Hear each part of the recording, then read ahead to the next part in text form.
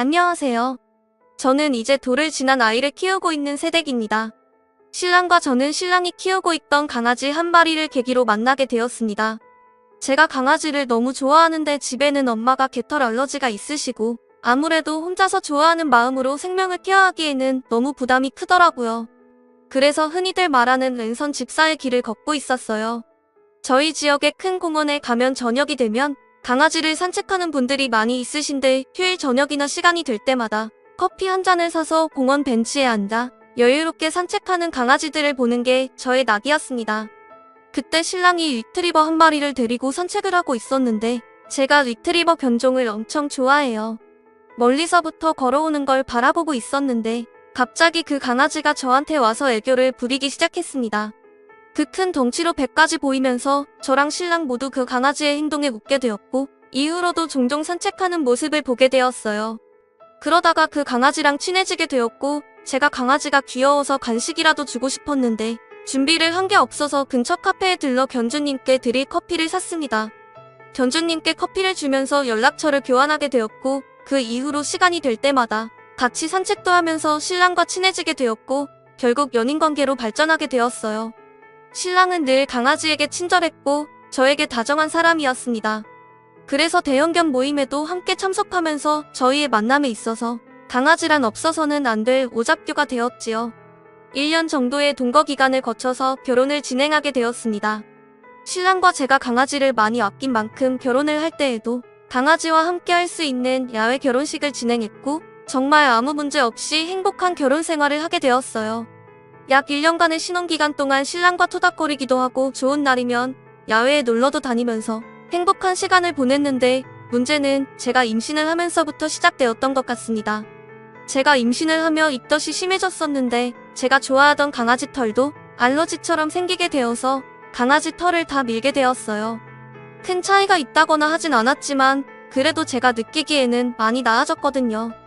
그렇게 털 문제나 배가 불러오면서 강아지 산책이 힘들어지기 시작했고 저희의 오잡교였던 강아지 때문에 싸우는 일이 종종 생겼습니다. 남편은 저의 임신보다는 강아지만을 생각하는 모습을 종종 보였는데 그게 참 속상했습니다. 그리고 남편은 제가 핑계를 대며 강아지에게 소홀하게 대한다면서 저에게 뭐라고 했고 그렇게 다투는 게 일상이 되기 시작했습니다. 함께 나가던 강아지 모임도 제가 배가 불러오기 시작하면서 신랑이 혼자서 나가기 시작했고 모임을 갈 때면 야외 운동장에서 술과 고기를 먹고 들어오는 날이 많아졌어요. 그래도 출산을 하고 나면 몸도 추스르고 예전처럼 저녁 산책도 제가 잘 나갈 수 있으니 아이만 태어나면 이 모든 일이 다 해결이 될 거라고 생각을 하며 출산일만을 손꼽아 기다렸습니다. 저도 남편과 이런 관계가 되어버린 게 참 속상했거든요. 그리고 회복할 수 있다는 자신감도 있었고요. 그런데 출산을 하고 몸을 추스르는 동안에도 신랑은 개만 생각했습니다. 개 산책, 개 모임, 개 미용 등등.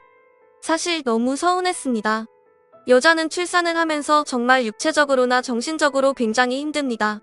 그런데 이런 부분은 전혀 알아주지 않고 오로지 개에만 올인하는 모습이 참 속이 터질 것 같았습니다. 그럼에도 참으로 했습니다. 저도 강아지를 너무 아꼈으니까요. 그리고 산후조리원을 퇴원하고 집에 오게 되었는데 아기가 어리다 보니 결국 크게 강아지를 케어할 수 없었고 점점 강아지를 케어하는 게 부담으로 다가오더라고요. 그렇게 반년 정도 되는 시간이 지난 것 같아요. 바람이 차갑긴 하지만 아이와 함께 산책을 갈 겸 먼저 산책을 나가 있는 신랑과 강아지 마중을 갈 겸 해서 유모차를 끌고 여기저기 다녀보고 있었는데 멀리서 신랑과 저희 강아지가 보였고 그 옆으로 모임을 함께하는 여성분이 서 있었습니다. 같은 동네에 사는 것도 아닌데 왜 이렇게 멀리까지 와서 산책 중일까 생각을 하며 가까이 다가가서 인사도 하고 함께 산책을 잘 마무리하고 집으로 돌아왔습니다. 그리고 며칠 뒤 산책을 나간 신랑이 전화도 안 받고 늦게까지 안 들어오길래 아예 함께 동네를 돌아다녀 보고 있었는데 저희 동네에는 야외 자리에 앉을 수 있는 막창집이 있었어요. 신랑이랑 그 여자가 둘이서 막창을 먹고 얼큰하게 술에 취해 있었고 두 마리 강아지들은 가게 밖 기둥에 뭉떠 있었습니다. 얼마나 기가 차던지 둘 다 이미 얼큰하게 취한 상태였고 저는 화가 나서 그 자리에 가까이 다가갔는데 그 여자가 저희 신랑한테 자기 일 하면서 이야기를 하고 있었습니다. 그제서야 알았어요. 개에 미쳐있는 이 사람이 모임에 있던 여성분과 바람이 났다는 걸. 보통의 사이에서 누가 자기자기 하나요? 게다가 스킨십도 서슴지 않고 있었거든요. 세상에 동네 식당에서 이게 무슨 짓인지 저는 너무 화가 났습니다. 그래서 유모차를 옆에 세워두고 신랑을 일으켜서 싸대기를 때렸습니다. 주변에서는 무슨 상황인지 몰라서 순간 웅성거렸지만 제 옆에 있는 유모차와 술에 취한 남녀를 보고는 상황을 짐작하셨을 거라 생각합니다. 여튼 신랑이 술이 떡이 되어서는 화도 안 나는지 해실거림이 오고 있길래 그 자리에서 싸대기 2대를 더 때리고 제 휴대폰으로 사진을 찍고 신랑 휴대폰을 뒤지기 시작했습니다. 신랑이야 뭐 그제서야 상황이 파악되는지 저에게 소리를 지르며 달려들려고 했지만 주변에 계시던 남자 손님들이 신랑을 막아주신 덕분에 증거를 제 휴대폰으로 보내둘 수 있었습니다. 그날 거기 계셨던 분들 어찌나 감사하던지요. 스그때는 소리 속의 아기도 아직 어린데 라는 이 말이 듣는데 어찌나 속이 쓰리던져. 그나마 그때 평소 강아지 사진을 전달하는 목적으로 에어드랍 기능을 많이 사용했는데 그 기능 덕분에 긴박한 순간에도 빠르게 증거를 받아볼 수 있었던 것 같습니다. 이 부분은 정말 다행이라고 생각하고요. 휴대폰 증거는 이때가 아니면 받기 힘들었을 거라서요. 그렇게 본인이 외도 현장에 걸렸고 주변 손님들의 불쾌한 시선을 느낀 신랑은 황급하게 자리를 떠났는데 떠나는 순간에는 그렇게 몰고 빨고 하던 강아지도 두고 가더라고요. 지 새끼보다도 애를 낳은 지 얼마 안 된 와이프보다도 소중하게 대하던 놈이 그런 강아지를 두고 가다니 속으로 얼마나 비웃었는지 모릅니다. 그렇게 신랑이 자리를 떠나자 엎어져 자고 있던 멍청한 상건녀와 둘이 남게 되었고 아이가 있는 것도 잊은 채 자리에 앉아서 한참 울었습니다. 사장님께서 장사하시는데 방해가 될 만도 한데 다행히 저에게 휴지와 시원한 냉수를 챙겨주셨고 손님들은 최대한 저를 신경 쓰지 않으려 배려해 주셨던 것 같아요. 그렇게 울다가 집으로 가면 신랑이 있을 거란 생각에 온몸이 소름 돋으며 우선 친정에 이야기를 하면 너무 속상해하실 것 같아서 시댁에 전화를 했습니다. 어찌되었건 본인 아들 일이니 그나마 괜찮을 거라고 생각했어요. 저는 시어머니께 전화를 해서 남편의 외도 현장을 보았고 신랑이 지금 집에 있어서 못 들어가겠으니 신랑을 데려가 달라고 했습니다. 그랬더니 시댁에서 본인 집에 본인이 있는 걸 어떻게 나가라고 하냐면서 저보고 이해를 하라는 식으로 다독이더라고요. 뭐 와이프가 임신을 하게 되면 부부관계가 소원해지고 그러다 보면 남자들은 호기심이 많아서 다른 사람이 눈에 들어온다고. 이제 아이도 낳았으니 정신 차리고 다시 제 곁에 돌아올 거라고요? 대답도 안 하고 전화를 끊었어요. 뭐 짐승 새끼도 아니고 이게 말입니까? 본인 아들을 사람으로 키우신 게 아니라 짐승 새끼로 키우셨던 걸까요? 시부모님들은? 전 그 소리를 듣자마자 더 망설일 것 없이 본가에 전화를 했습니다. 집으로 전화를 했는데 엄마가 주무시고 계셔서 아빠에게 말을 했고 늦은 시간이었지만 한 걸음에 저를 데리러 와주셨어요. 바로 집으로 가고 싶은 제 마음과는 달리 아빠는 곧장 제 신혼집으로 가셨고 저 없이 혼자서 집에 들어가셨습니다. 세상 모르고 술에 취해 자고 있는 신랑을 깨우고 집에 있던 나무 주걱을 들고 신랑을 때리는 소리가 들렸습니다. 집에서는 장인어른 잘못했습니다 하는 소리가 온 아파트를 뒤흔들었고 개도 지 새끼가 있으면 잠도 안 자고 지키는데 개보다도 못한 새끼라며 신랑을 많이 때린 것 같았습니다. 그리고 곧 집이 무너지는 소리가 들렸는데 나중에 들으니 아빠가 화를 참지 못하시고는 골프채로 신랑 물건이 들어있는 장롱을 부셨다고 하시더라고요. 저는 밖에 있어서 소리만 들을 뿐이었고 그마저도 아이가 놀랄까봐 중간에 밑에 내려갔습니다. 나중에 그 말씀을 하시는 걸 듣는데 어찌나 속이 시원하던지요. 집으로 돌아가는 차 안에서 아빠는 시댁에 전화를 거셨고 저희 이혼 이야기를 아빠가 시댁에 통보했습니다. 걔만 또 못한 아들 내일 보러 집에서 짐 빼라고요. 저희 집은 저희 아빠 명의예요. 결혼할 당시에 저희가 벌어둔 걸로는 수도권에 집을 구하기가 힘들어서 아빠가 세를 놓고 있던 아파트에 저희가 입주를 하게 된 거였거든요. 그 당시에는 둘이 잘만 살면 된다는 생각에 아깝다 생각 없이 그렇게 주셨고 감사히 받았었는데 그래서 명의도 여전히 아빠 걸로 되어 있었던 게 정말 다행이라는 생각을 했습니다. 명의를 저나 남편에게 주시려고 했었거든요.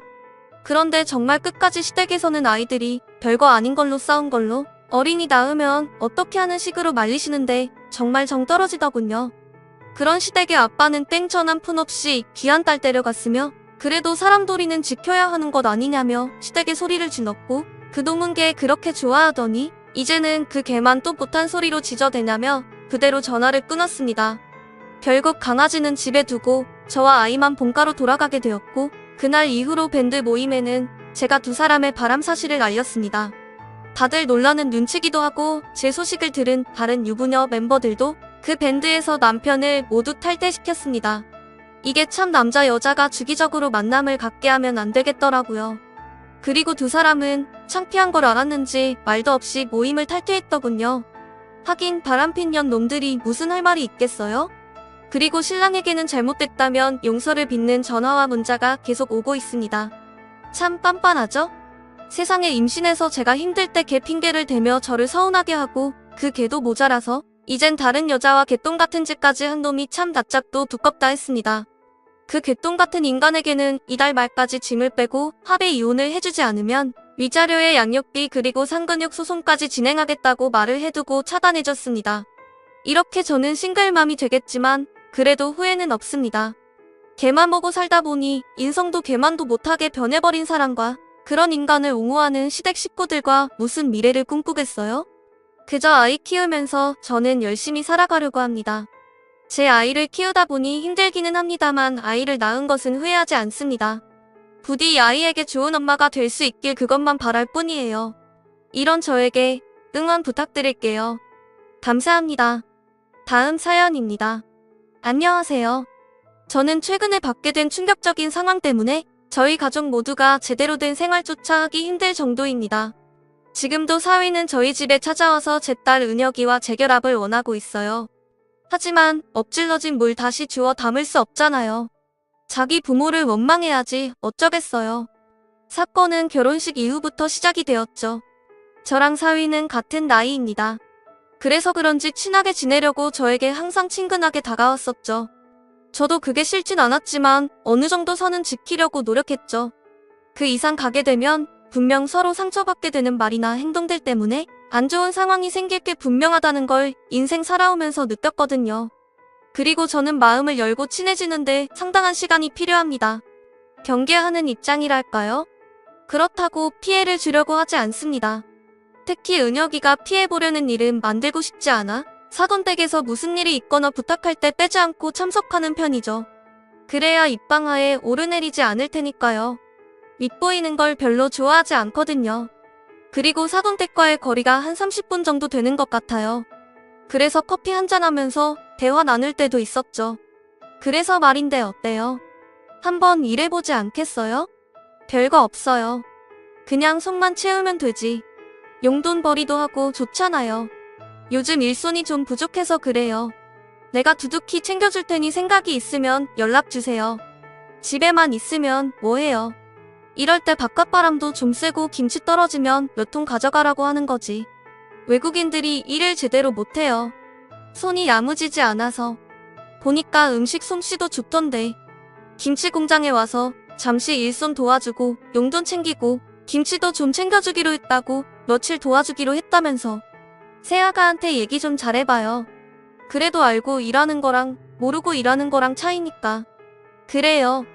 저도 생각 좀 해볼게요.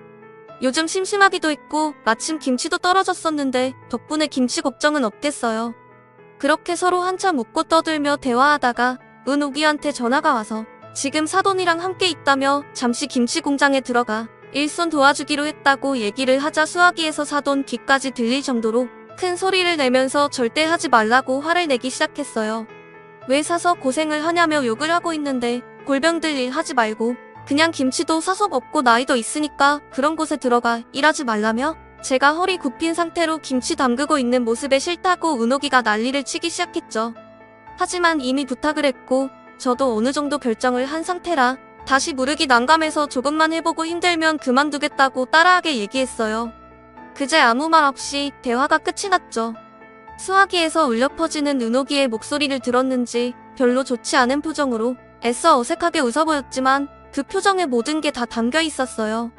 막상 그 자리에서 하지 않겠다고 거절하는 것도 예의가 아닌 것 같아 생각해보고 다시 연락 주겠다는 말과 함께 인사하고 카페를 나왔습니다. 그렇게 자리를 일어났는데 그 자리에서 결정하지 못한 게 내심 마음에 걸렸고 계속해서 그때의 상황이 생각나 불편해하고 있는데 은옥이한테 다시 전화가 왔어요. 그래서 집에 가면서 대화를 이어나갔죠. 결국 일손이 부족해서 어렵게 말을 꺼낸 사돈의 부탁을 들어주기로 결정이 되었습니다. 그냥 좋은 경험해본다 생각하고 사돈에게 전화를 걸어 일하겠다고 말했죠. 그 말이 끝남과 동시에 고맙다는 밝은 목소리를 듣게 되었고 다음 날부터 사돈의 차를 타고 김치 공장에 들어가 일을 하기 시작했어요. 전 공장이 어떻게 돌아가는지부터 파악하며 구경 위주로 하루를 보냈어요. 직원분들과 인사도 하고 잠시 일손을 도와주러 왔다며 소개하는 자리를 마련해줬죠. 외국인 분들과 반갑게 인사도 오고 갔어요. 한국말을 정말 잘하더라고요. 그런데 갑자기 인상이 안 좋아진 사돈이 절 따로 사무실에 불렀습니다. 오늘은 그냥 첫날이니까 넘어가지만 다음부터 외국인이랑 대화할 때 너무 잘해주면 안 돼요. 애들이 조금만 잘해주면 은구렁이처럼 행동한다니까. 말도 어찌나 안 듣는데. 절대 존댓말 하지 말아요. 그냥 반말해요. 정줄 필요도 없어요.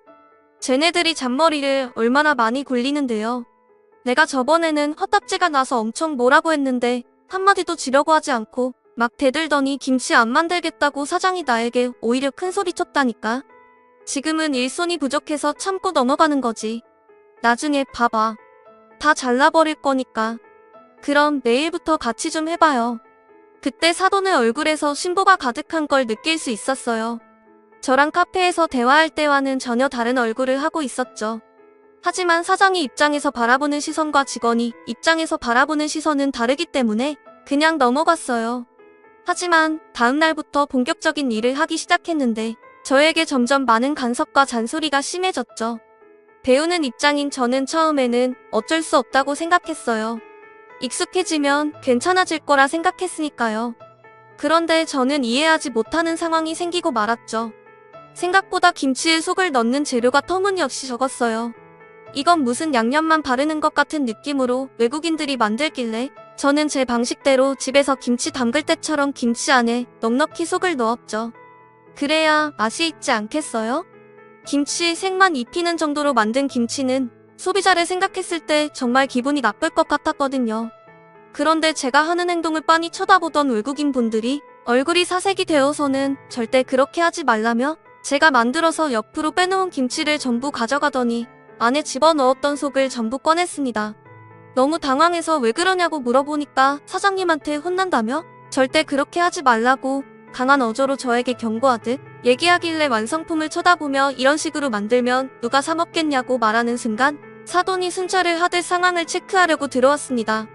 아무 말 없이 김치 만드는 걸 쳐다보고 있는데 외국인이 만든 김치 절반을 제 옆에 갖다 놓고 제가 만든 김치 속을 마저 빼고 있는데 그걸 본 사돈이 화들짝 놀라며 외국인에게 달려가 김치 속 많이 넣었다고 엄청나게 화를 내고 있었습니다. 사돈은 뭐 하나 걸리기만 해봐라 가만두지 않을 테니까 라는 표정으로 심각하게 쳐다보고 있었고 상황이 점점 심각해지자 급하게 다가가 제가 처음에는 잘 몰라서 그랬다고 설명을 했어요. 그제야 좀 진정이 된 듯 착하게 저를 보며 다른 직원이 하는 걸 보고 잘 따라 배우라고 어색한 웃음을 하면서 사무실로 들어갔어요. 폭풍이 휘몰아치듯 순식간에 식은 땀이 흐를 정도로 분위기가 무서웠습니다. 저도 남들에게 피해주지 않기 위해 시키는 대로 묵묵히 일을 하며 일주일 정도 다녔는데 항상 저에게 와서 하는 말이 김치 속 좀 적게 넣으라는 말들이었고 남들처럼 비슷하게 일하고 있는데도 사돈이 보기엔 마음이 들지 않았나 봅니다. 그러다 사건이 터지고 말았죠. 대낮부터 술을 먹고 회사에 들어와서 음성을 높이며 일 좀 똑바로 하라고 직원들에게 함부로 하고 있는 사돈의 모습이 상당히 신경이 거슬렸고 사장이라고 갑질을 너무 심하게 하는 것 같아서 더 이상 보기 힘들어 일 그만두겠다고 얘기하려고 생각하고 있다가 저도 모르게 집에서 김치 담근 것처럼 딱 한 포기만 속재료를 많이 채워 넣었습니다. 그런데 그걸 놓치지 않고 사돈의 눈에 들어가게 되었죠. 아주 난리가 났죠. 내가 해도 이것보단 잘하겠다. 그냥 색깔만 그런 것 같대요. 짠맛밖에 안 난대요. 어떤 사람은 김치를 먹는 게 아니라 배추장아찌를 먹는 것 같다며 다신 시키지 않겠다고 난리도 아니던데요. 상품평은 보고 계신 거죠. 걱정돼서 하는 말이니 기분 나빠지는 마시고요. 이 말이 끝나는 순간 제 얼굴에 김치를 버무렸던 고무장갑이 날라왔습니다. 직원들 앞에서 사장인 자기를 가르치려 든다며 고무장갑으로 후려쳤네요. 너무 순식간에 벌어진 일이라 엄청 당황스러웠어요. 그걸 본 다른 직원분들은 모두 경악을 했고 제 얼굴과 머리카락에 빨간 양념들이 들러붙어 뚝뚝 떨어지고 있었습니다. 하필 눈에 들어가 엄청 매워서 눈물이 나기 시작했어요. 그걸 또 은옥이가 보고 말았어요. 아무래도 걱정이 됐는지 일하는 곳에 잠시 들렀는데 이런 상황을 또 보게 된 거죠. 술을 먹은 사돈은 그동안 외국인들 때문에 쌓여있던 감정들까지 저에게 화풀이하는 것 같았어요. 고무장갑을 사정없이 휘둘러댔죠. 눈이 매워 얼굴을 가리고 있는데 은옥이가 소리치며 달려오고 있었고 희미하게 보이는 은옥이는 왼손으로 양념을 한 움큼 집더니 사돈에게 문지르며 입안에 속재료를 꽉꽉 채워넣기 시작했어요. 똑같이 당해봐야 정신 차릴 것 같다고 사돈을 진짜 김치로 만들어버렸어요. 시어머니한테 대들었다고 아주 난리가 났었죠. 그런데 더 큰 문제는 거기서 끝나지 않았어요. 사위가 뒤늦게 들어왔죠. 다 치워온 거였어요. 은옥이가 먼저 들어왔고 사위는 주차하고 들어왔기 때문에 이 상황을 전혀 모르고 있었죠. 다짜고짜 은옥이에게 화를 냈고 결국 사돈 싸움이 부부싸움으로 번지게 되면서 상황은 정말 심각할 정도로 진행이 되었습니다. 순식간에 김치 공장은 아수라장이 되었고 그걸 모두 지켜봤었던 외국인 직원분들이 사위에게 모든 걸 설명해주면서 상황은 정리가 되었어요.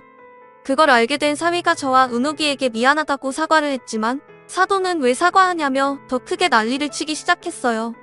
사돈 혼자 진정이 되지 않자 은옥이와 저는 자리를 피했고 일단 집으로 들어왔어요.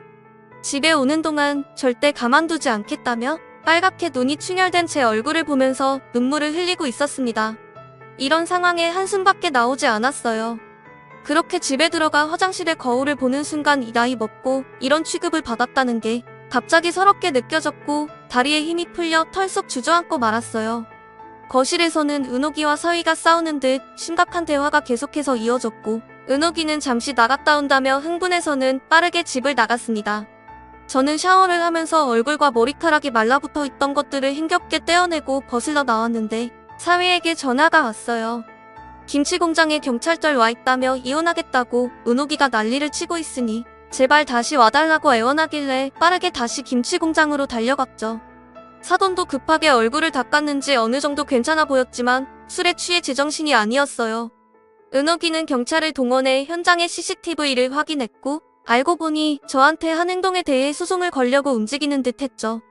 저는 일단 진정하라고 했지만 제 말은 들으려 하지 않았어요. 벌써 눈이 돌아가 버린 상태라 수습이 되지 않았고 사돈은 자기가 한 행동에 대해 전혀 잘못한 게 없다는 듯 계속해서 심한 말들을 하고 있었어요. 점점 상황은 심각해지고 있었죠. 그렇게 CCTV를 확보하고 경찰분들은 상황을 진정시키려 하는데 외국인 직원 한 분이 은옥이에게 귓속말로 뭔가를 얘기하는 순간 엄청난 파장을 불러일으켰는데요. 은옥이는 급하게 김치 숙성실로 달려갔고 거기에 있는 양념을 들추는 순간 비명을 질렀습니다.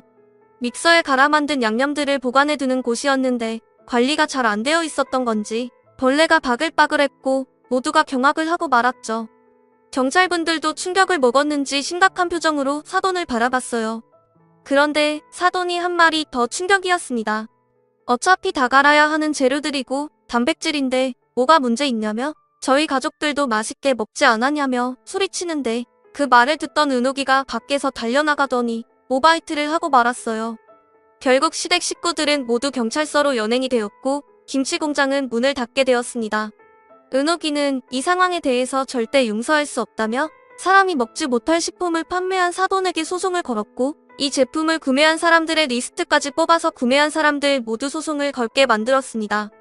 사돈 댁은 순식간에 길거리에 앉은 꼴이 되었고 은옥이는 사위와 이혼을 하게 되었어요. 지금도 찾아와서 그때 상황은 미안하다며 다시 받아달라고 애원하고 있지만 은옥이는 절대 용서해주지 않고 있습니다. 사돈은 아직까지도 자신의 잘못을 모르고 있어요. 절대 저한테 와서 용서를 빌지 않겠답니다. 잘못된 행동으로 인해 받게 되는 벌 충분히 받고 이웃침에 살길 바랄 뿐입니다. 제 사연 읽어주신 분들 감사합니다.